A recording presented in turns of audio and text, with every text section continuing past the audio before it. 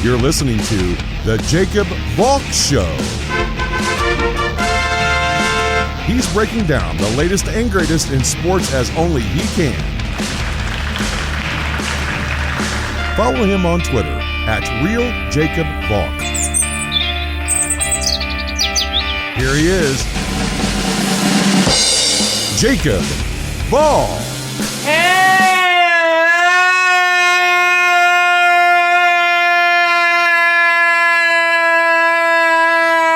Sports fan, welcome to another edition of the Jacob Valk Show. I am the Jacob Valk, and you're not. Do you remember when I said that Game 5 of Bucks Nets was a huge comeback for the Nets? Big choke job by the Bucks. It has nothing on what we saw yesterday take place in Philadelphia. Nets Bucks, that comeback, that choke job will be talked about all playoffs long. What you saw yesterday will be talked about throughout the history of the NBA. That is how bad the Sixers' choke job was and how monumental the Hawks' comeback was. You're down by 26 in the third quarter. You're down by 18 at the start of the fourth quarter. Everyone watching, every Sixers fan there is thinking, we've got this in the bag. They may have scared us a little bit, but you know what? We've got a great chance of winning this series. It's a good day to be a Sixers fan. Don't count your chickens before they hatch. I mean, look, in all fairness, if you wanted to shut that game off yesterday and watch Canadians Golden Knights, I wouldn't fault you for that. That game was over. The Sixers aren't blowing this. There's no way. Instead, these never-say-die Hawks, a team that fired their coach, that looked dead to the world at one point this year, is now one win away from going to the Eastern Conference Finals. The history of Atlanta sports is littered with failure. The Braves are the team in the 90s. They only win one World Series. 96, they blow a 2-0 lead. You lose 3 straight in Atlanta. Game 4, Mark Wohlers gives up the big home run to Jim Leyritz. Game 5, you get shut out by Andy Pettitte. The 2000s, always making the playoffs, but never selling out. You could always find empty seats at Turner Field. Losing 2 hockey teams. Georgia losing the national title game to an unknown Tua Tagovailoa. And who could forget 28-3? I don't want to say you've exorcised all those demons because you haven't, but you now have a great comeback to put on that mantle. You can put this right next to 28-3. You have Trae Young absolutely stepping up, having the game of his life. And I don't want to say he provided an iconic moment, but you could see him playing to the crowd a little bit as he was walking off the court. He said he was talking to all the Hawks fans there. There weren't too many Hawks fans there. There were a few, I'm not saying there weren't, but not a lot. He loves being the villain, let me tell you. Earlier in these playoffs, we were talking about Donovan Mitchell becoming a superstar right before our eyes. That holds true more for Trae Young now. But this isn't all a Hawks comeback. This is a Sixers choke. You see the Hawks hitting big shot after big shot after big shot. And it was coming from everyone. Trae Young, Lou Williams, Danilo Gallinari. You see all that happening, and this is what you do. You only have two of your guys score field goals in the second half. Joel Embiid and Seth Curry. Ben Simmons, nope. Tobias Harris, nope. Furkan Korkmaz, nope. Shake Milton, nope. You get outscored 40-19 in the fourth quarter. That's winning time. That is when great teams step up and dominate. The 76ers have proven that they are not a great team. I mean, I understand that it's still possible to pull off the comeback. But if you don't, and there's a better chance than not that you won't, I don't see you winning Game 6 tomorrow in Atlanta. We've got to have a real conversation about these Sixers' chances going forward. This question has been asked for a while. It died down when the Sixers dominated the East all year. They ended up with the top seed in the conference. Now, we need to start asking it again. Can Joel Embiid and Ben Simmons play together?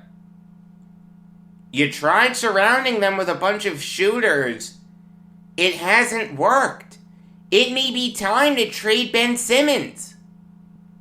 You can't have your second best player shoot 4 for 14 from the free throw line. It's a freaking free throw. It's not hard. There are people at your local YMCA that could do better than that. The 76ers turned the ball over 10 times in the second half. To put that number into perspective, that's more than the total number of points that every 76er not named Joel Embiid and Seth Curry scored in the second half yesterday. They combined for just 6 points. Absolutely inexcusable. Meanwhile, going back to the free throws, you've got Ben Simmons who can't hit a free throw to save his life. You've got Trae Young drawing a foul on a 3-point shot. He goes to the line to attempt 3 free throws. Sixers fans are giving it to him. They've been giving it to him all series. Young ties the game at 104 and then gives the Hawks the lead. At 105-104, they would never relinquish it.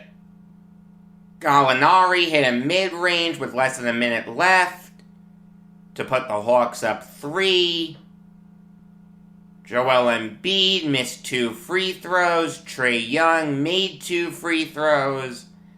At the end of the game, Seth Curry hit a mid-range. I can't imagine being a Sixers fan right now. Especially leaving the Wells Fargo Center. You have to be slamming your head onto your steering wheel. I mean, hey, I love it as a Nets fan. There is a Nets-Sixers rivalry. It's not like Nets-Knicks, but it's there. And also, the Hawks are going to be a lot easier for the Nets than the Sixers would have. I mean, again, I don't want to count my chickens before they hatch. The Sixers can come back, and so can the Bucks. But I think the smart money is on a Nets-Hawks Eastern Conference Finals. The Nets will have home court advantage for that. Kevin Durant, 100% James Harden, and possibly Kyrie Irving versus Trae Young. The Nets may sweep the Hawks. I'm telling you. Maybe the Hawks will take a game, but a sweep wouldn't stun me. The Nets are night and day better than the Hawks. I mean, I understand that I said that about the Knicks and I said that about the Sixers, but for the Nets, it holds truer than with any other team. Think about the Nets' road to the NBA title. They've got to beat the Bucks one more time, and they have 2 games to do it. I think they're going to do that tonight. Is it possible that the Sixers can come back? The answer is yes, but again, the smart money is on the Hawks. Nets-Hawks Eastern Conference Finals? The Nets will win that series. I don't think anyone outside of Atlanta is going to pick the Hawks.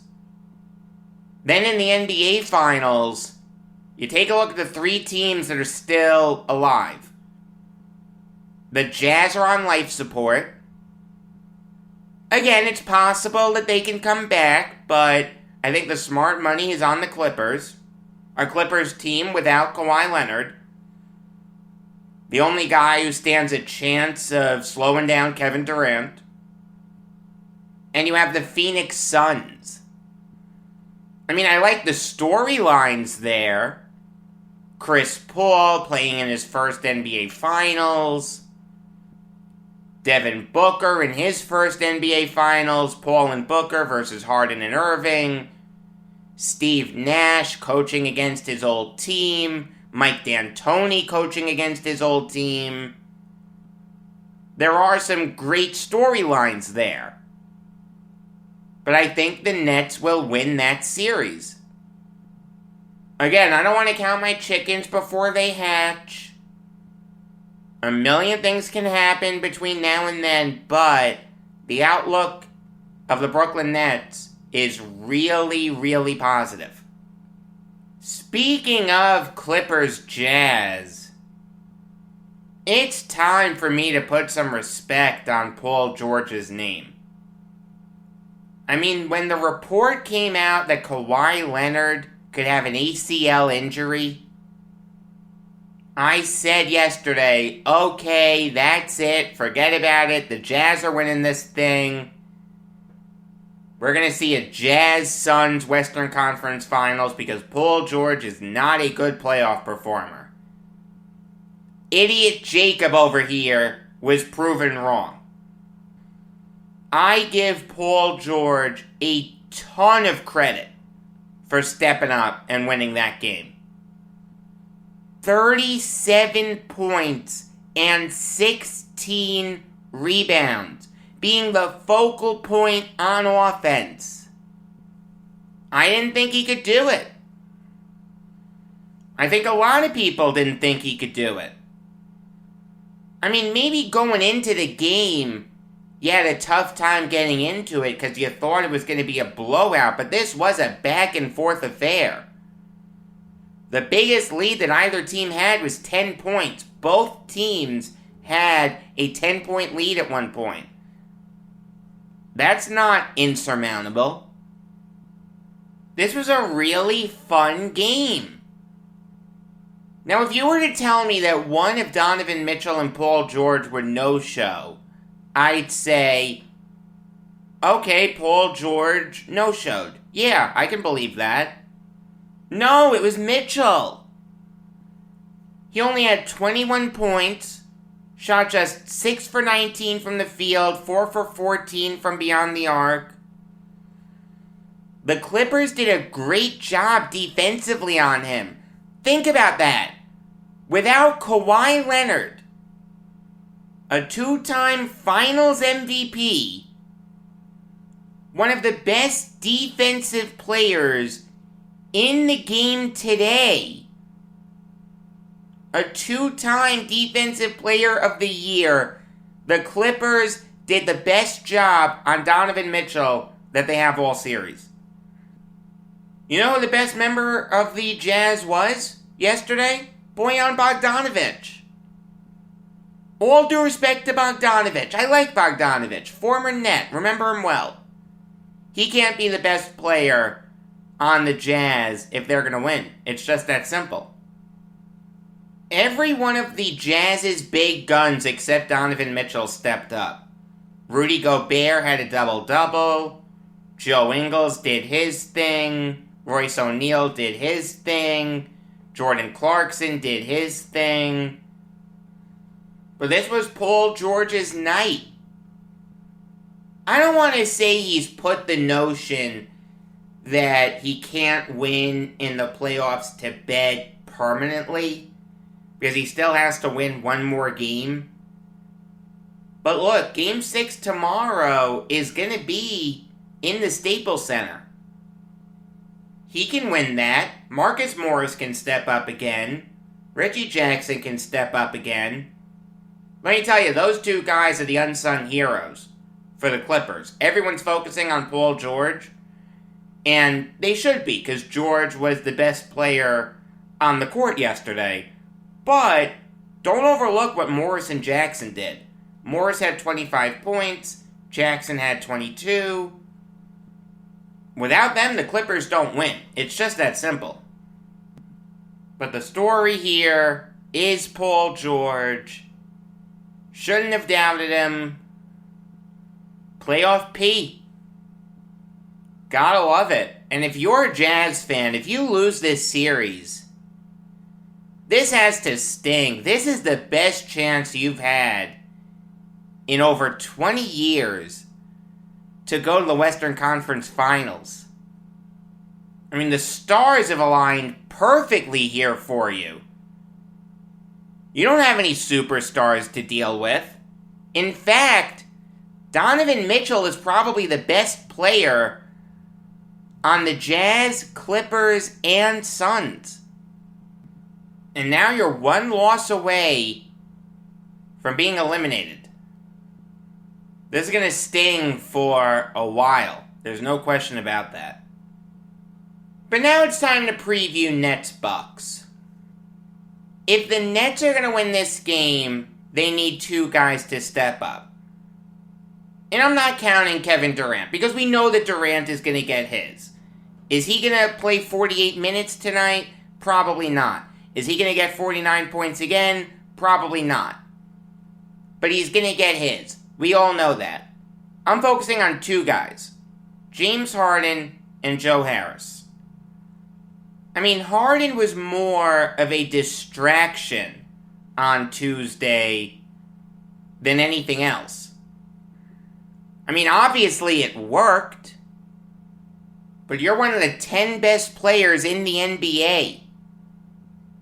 You've got to score more than 5 points. You've got to shoot better than 1 for 10 from the field and 0 for 8 from beyond the arc. And Joe Harris is one of the best 3-point shooters in the NBA. He's struggled all series. In the last 3 games, Harris is 6 for 30 from the field and 4 for 20 from beyond the arc. That's 20% from the field and 20% from beyond the arc. That's not going to work.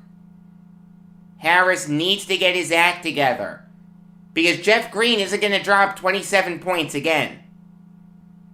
Blake Griffin will do his thing. I don't think you can expect 17 points again, but he'll get his. I'm looking at the second and third best players on the Nets right now to step up. James Harden and Joe Harris. Clinch the series here. I don't want there to be a Game 7 in Brooklyn. I don't care that it's in Brooklyn. Anything can happen in a Game 7. As for the Bucks, you can't be so isolation heavy on offense. You've got to move the ball around, make the Nets work, get the defenders running, make them work. Because in the fourth quarter of Game 5, the Bucks' offense was stagnant, very ISO heavy. They were settling for bad shots. They got away from what worked in the first half. It's kind of interesting to me that the Bucks are 6-point favorites. I understand that they're the home team. I understand that James Harden isn't 100%. I understand that Joe Harris has struggled. And I understand that Kyrie Irving is out, but given what Kevin Durant and the Brooklyn Nets did, I can't pick against them. The first quarter is going to be very telling. If the Nets get off to a hot start, the crowd's going to be out of it. They're going to think that this is a continuation of Game 5. They're going to get blown out. But even then, if the Bucks get off to a hot start, does that really mean much? Because they got off to a hot start in Game 5, and the Nets came back. The Nets are winning this game. They're going to the conference finals. Alright, now I'll give you some NHL Valk talk. And I've got to start with Canadiens Golden Knights. An absolutely dreadful game by the Golden Knights. Everyone except Alex Pietrangelo for Vegas no-showed. I mean, the Habs were solid, don't get me wrong. But I was not impressed with how Vegas played. Alex Pietrangelo was responsible for both Vegas goals.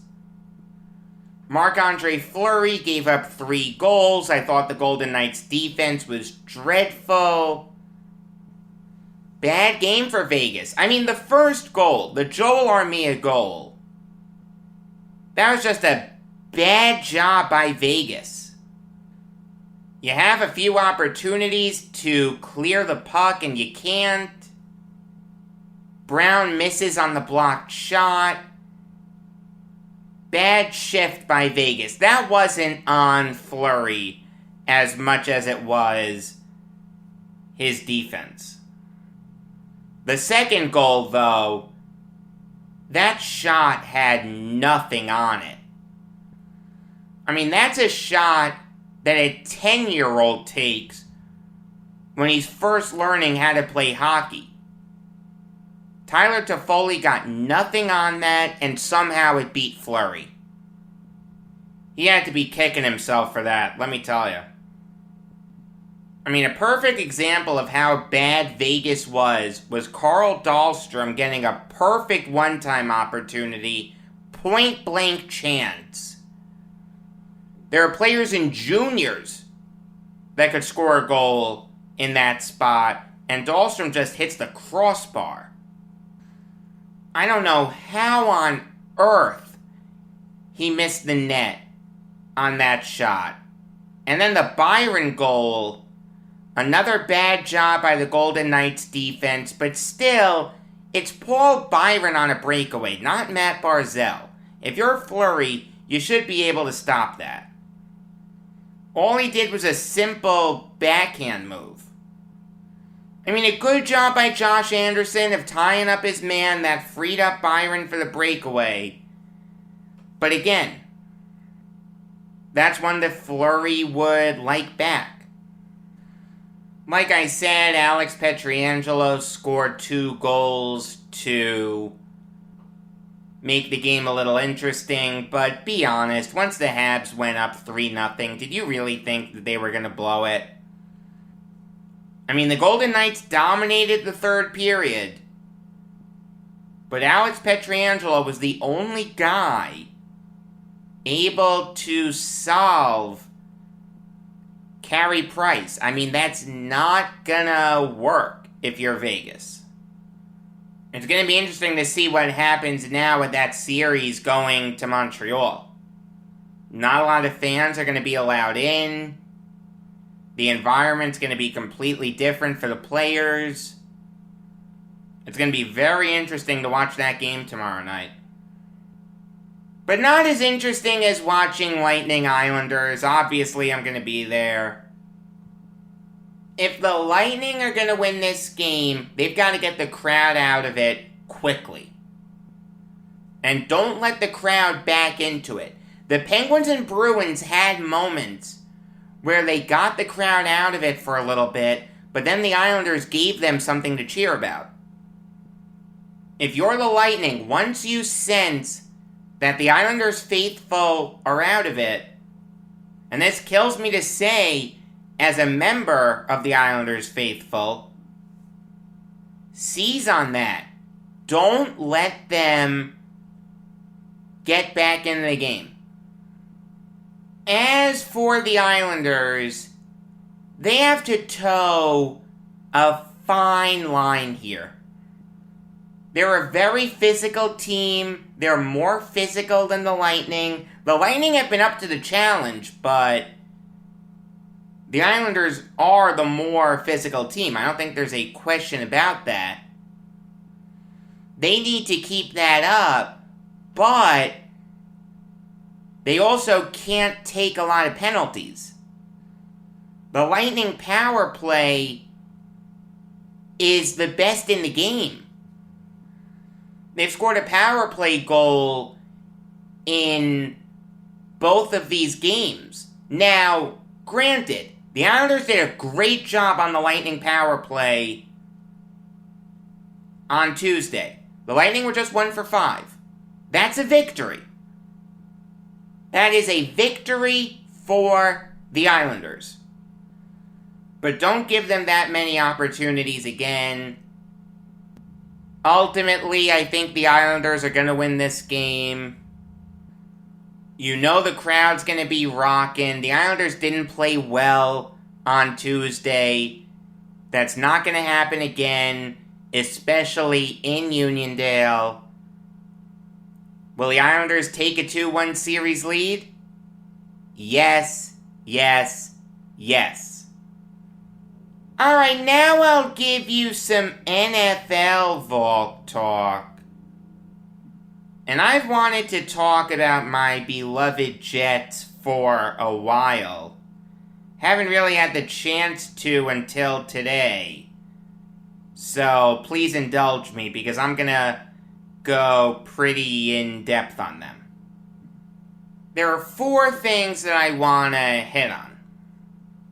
Morgan Moses, Marcus May, Jamison Crowder, and any other moves that could happen in the waning months of free agency.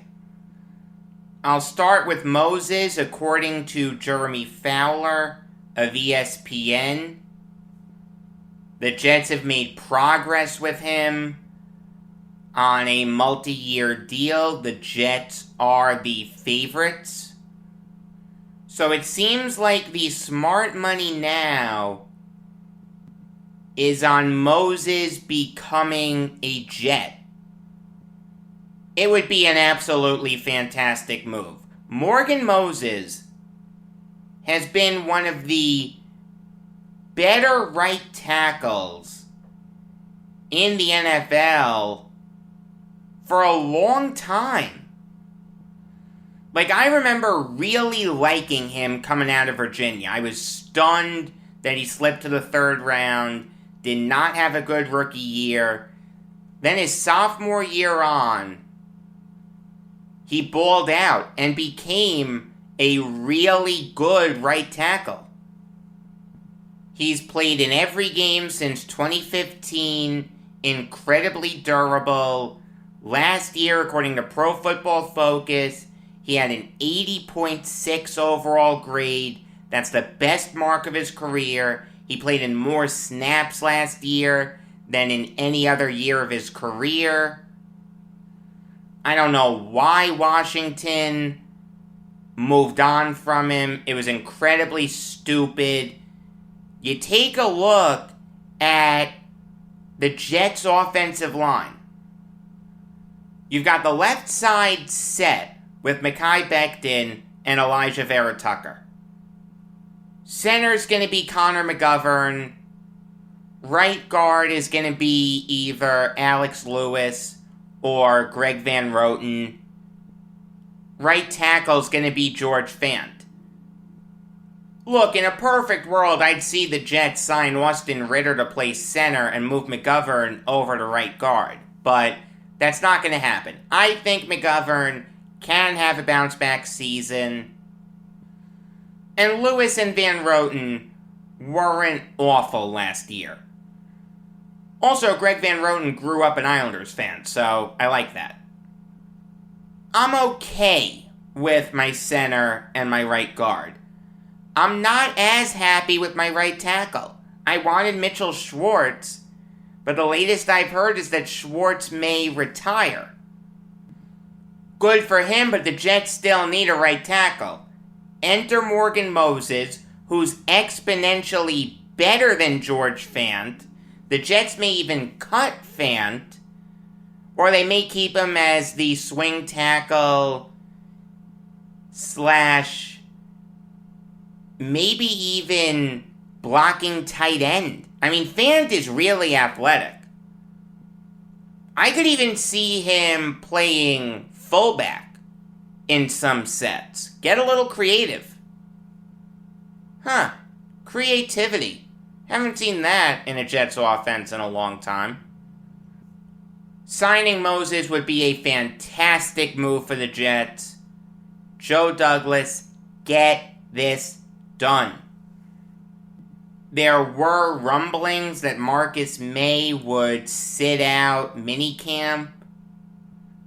He didn't do that. He was there. Good for him. It's nice to see a talented Jet safety handle wanting a new contract appropriately.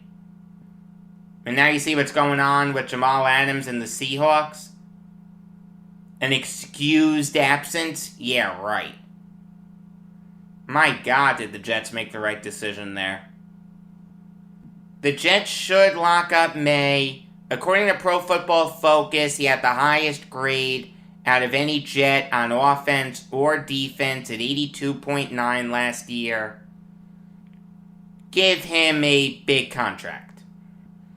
Now, when the Jets picked Elijah Moore, everyone thought that Jamison Crowder was going to be either traded or cut very quickly. But the Jets kept saying that they want to keep Crowder, they like him, they'll have a role for him. I don't think anyone really believed that, especially when you heard that the Jets wanted Crowder to take a 50% pay cut. I don't think anyone thought that Crowder was going to be long for the Jets after that. But Crowder did take a pay cut. He will be a Jet next year. We don't know how much the pay cut was, but let me say this. The fact that Joe Douglas was able to convince Crowder to take a pay cut is incredible. I mean, think about the Jets' wide receiver core now. Corey Davis, Denzel Mims, Jamison Crowder, Elijah Moore, Keelan Cole, and Braxton Berrios. That's really good. Without question, that's in the top half of the NFL, and it may even be in the top 10. Maybe. I would really need to think about it. The fact that a veteran like Jamison Crowder was willing to take a pay cut speaks volumes to me. It shows that what Joe Douglas and Robert Saleh are building has some legs. Will it translate to wins? We'll know in a few months. But I'll say this.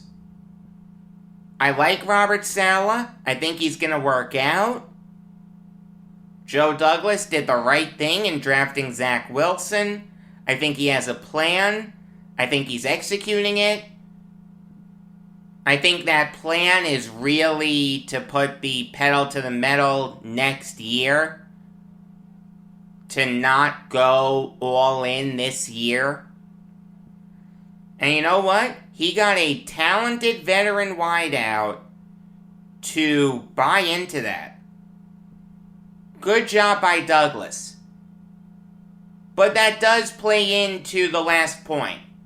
Will there be other free agent additions?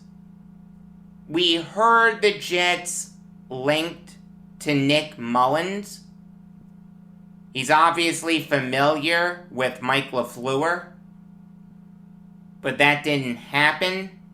Mullins went to the Eagles. Now it seems like if the Jets are going to add a backup quarterback, it's going to be via a trade for Nick Foles, who Joe Douglas knows. I'm fine with that. I have no problem with that. I just want it to happen sooner rather than later. Is there still time until the preseason? The answer is yes, but there's not too much time left until training camp. You'd like Foles to get familiar with the playbook as soon as possible. I mean, look, we all know that Foles isn't long for Chicago. He's the third-string quarterback. He's a former Super Bowl MVP that's now a third-string quarterback. He's behind Andy Dalton and Justin Fields. Think about that for a second. I mean, the Jets have cap room. They have over $27 million in cap room. They can fit Foles' contract in. I just don't understand the holdup. It's not the end of the world, but it would help my sanity. And it would definitely help my sanity to see the Jets add some cornerbacks. I've been screaming for this for a while. I don't know why Joe Douglas hasn't improved it yet.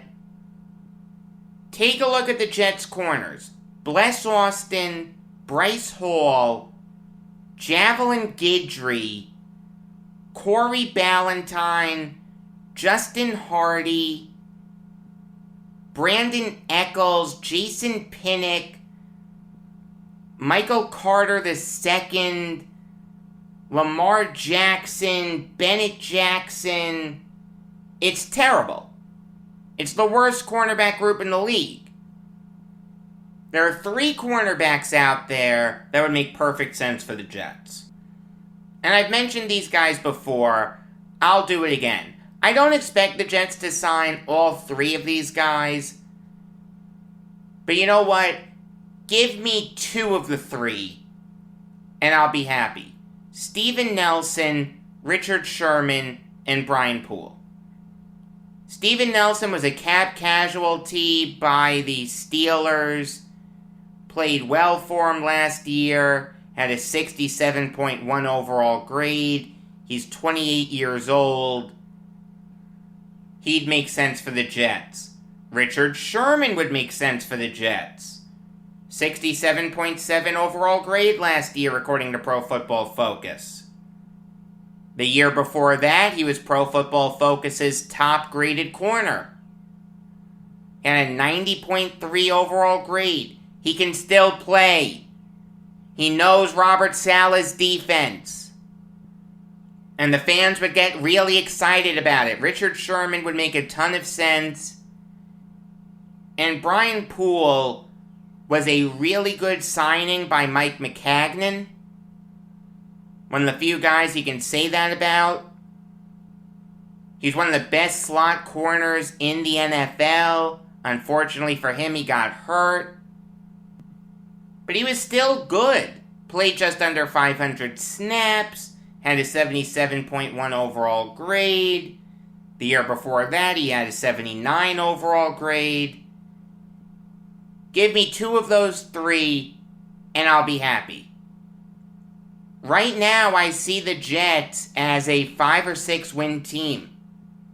But if they add a veteran quarterback to help mentor Zach Wilson, and they add a couple corners, I could see myself saying that they could win 7 games. From 2-14 to 7-10. That's really, really good. Until tomorrow, I am Jacob Valk saying that it was so cold the other day, ice was forming in my spitter.